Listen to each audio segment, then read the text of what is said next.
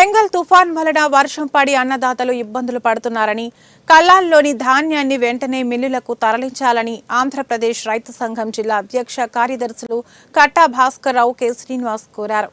భీమడోలు మండలంలోని భీమడోలు, పొలసానిపల్లి గ్రామాలలో పర్యటించి కల్లాల్లో ఉన్న ధాన్యాన్ని పరిశీలించారు.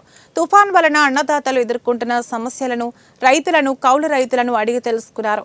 ధాన్యం కొనుగోలుకు ప్రభుత్వం చర్యలు తీసుకుంటుందని అధికారులు, ప్రజాప్రతినిధులు చెబుతున్నా ఆచరణలో ఇంకా రైతులు సమస్యలు ఎదుర్కొంటున్నారని చెప్పారు. ఒకవైపు తుఫాను హెచ్చరికలు ఉన్న యుద్ధ ప్రాతిపదికన కల్లాలోని ధాన్యాన్ని మిల్లులకు తరలించే చర్యలు పూర్తి స్థాయిలో తీసుకోలేదన్నారు. సరిపడా గోనె సంచులు అందుబాటులో లేవని, చినిగిన గోనె సంచులు ఇస్తున్నట్లుగా రైతులు తమ దృష్టికి తీసుకొచ్చారని చెప్పారు. ఇప్పటికైనా అధికారులు, ప్రభుత్వం స్పందించి కల్లాల్లో ఉన్న ధాన్యాన్ని మిల్లులకు తరలించే విధంగా చర్యలు చేపట్టాలని కోరారు. ఈ కార్యక్రమంలో సిహెచ్ రాజు, ఏ శ్రీను, గంటా రాజు, ఇంకా పలువురు రైతులు, కౌలు రైతులు పాల్గొన్నారు.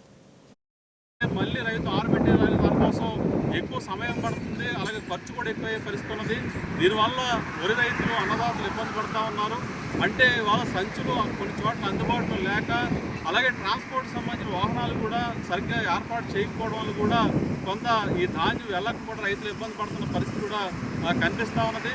కాబట్టి ఇవాళ ప్రభుత్వం చెప్తున్నట్టు రైతు ఇష్టమైనా ఎక్కడైనా ఏ మిల్లుకైనా తరలించవచ్చు ధాన్యాన్ని చెప్పి చెప్తున్నా ఆచరణలో కొంత ఇబ్బంది ఉంది.